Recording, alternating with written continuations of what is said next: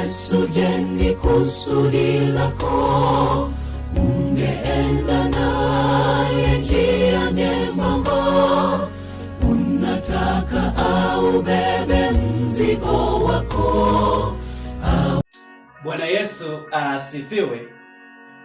Leo ni Jumatatu katika mwendelezo wa siku 40 za maombi. Tunao mada inayozungumza habari nzima ya mapambano ya Mkristo. Kila aliye Mkristo katika dunia hii ana mapambano yake. Wewe unayenitazama una pambano lako, ni shahidi ndani ya moyo wako. Mimi nakiri nipo duniani, ninapambana na mimi kwa ajili ya kushinda ndani ya Kristo. Sikiliza, mapambano haya yapo kati ya Kristo na roho ambayo inahitaji kubadilishwa ndani ya moyo wangu, ndani ya moyo wako.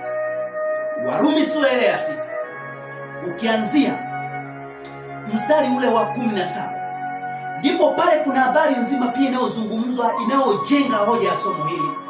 Habari nzima ya kwamba mapambano haya hayapo tu eti kwa bahati mbaya. Sikiliza, pambano hili linashughulika zaidi. Kwa sababu gani? Chanzo cha pambano, kwa sababu gani? Chanzo cha dhambi kipo kule nyuma.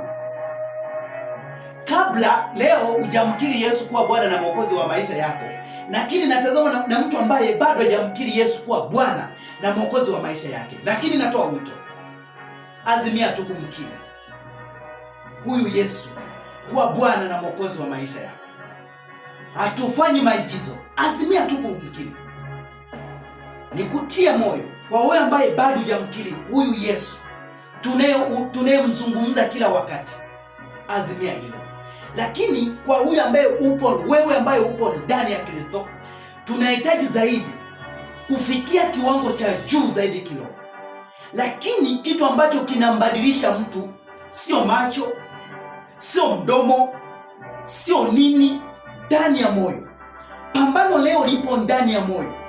Mtu leo anapambana kugeuka, kuacha kale ka uzinzi, kale ka uongo, kale kukaacha ndani ya moyo. Ndilo pambano ambalo nalizungumzia leo. Pambano hili ni pambano ambalo Yesu Kristo anathibitisha ya kwamba yeye anatupatia ushindi kwenye pambano hili. Nisikilize kwa uzuri kabisa katika siku ya leo. Pambano linapatikana kabisa wewe kwa kuadhimia kutoka ndani ya moyo, kwa kuadhimia akili yako kuituni ya kwamba katika pambano hili ndani ya Kristo, anayenisaidia kubadilisha moyo ni Yesu Kristo, anayekusaidia kuyageuka na kuacha vile vitu ambavyo bado vilikuwepo kwenye maisha yako, kuacha vile vitu. Kuna mtu ambaye ameingia ndani ya Yesu akiwa anateswa na nguvu za giza, akiwa anateswa na uraibu fulani, na hata hivyo huyu mtu ameingia ndani ya Yesu, bado vile vitu hadi leo vinamuumiza kwenye maisha, bado vile vitu hadi leo vinamuumiza. Hilo ndio pambano, na shetani leo anafanya juu chini kuhakikisha wewe unaanguka. Lakini nikukumbushe tu ya kwamba ushindi upo kwa huyu Yesu. Acha kukata tamaa ovyo ovyo. Pambano ambalo unalipigana ndani ya Kristo, au jibadilishi wewe. Mwambie Bwana akubadilishe yeye. Wiki tutaangalia habari nzima ya dhambi, jinsi gani binadamu Mungu yuko pamoja naye katika nyakati zote. Hata kama anaonekana amechafuka, ameanguka, marafiki wamemwacha, ndugu wamemkimbia kwa sababu ya pambano hilo. Ni kweli kuna mtu ambaye ananitazama hapa, anasema mimi pambano langu hadi leo bado liko vile vile. Tangu hapo nianze Ukristo mwaka 1990 hadi leo, mwaka 2000 hadi leo, 2025 hadi leo, 2000 na ngapi. Mungu apimwe kwa wakati.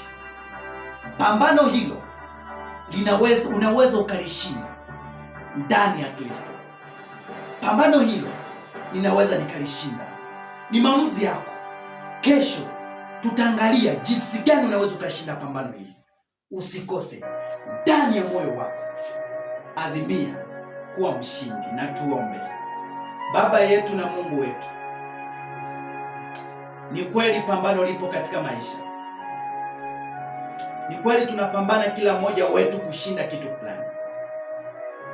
Ni kweli mtoto wako huyu anapambana ili aweze kuwa mshindi juu ya maisha haya.